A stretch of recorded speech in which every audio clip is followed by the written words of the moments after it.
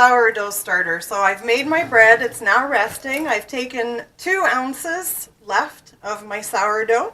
To that, I will add 2 ounces of water.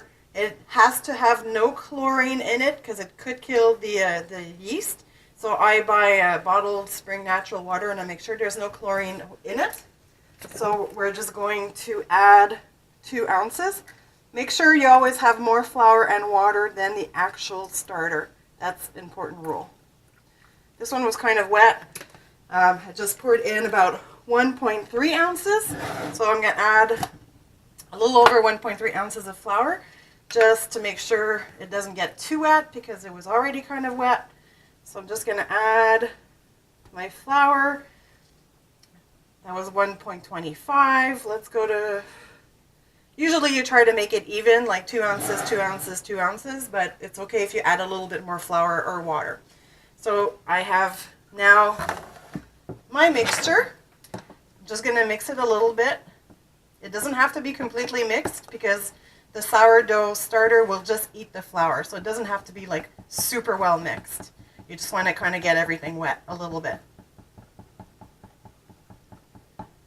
That'll be fine. Just clean off this. So now we have 6 ounces of sourdough starter.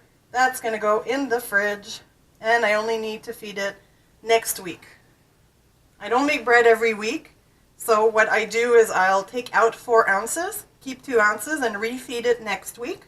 And those 4 ounces I have left, there's a lot of recipes you can use, like pizza, some cakes, different pancakes, that you can just put in your sourdough liquid in it. It'll give a nice taste.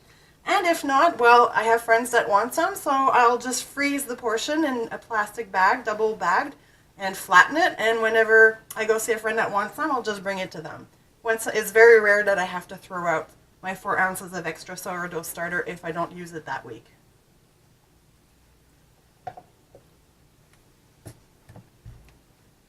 And it's ready for the fridge.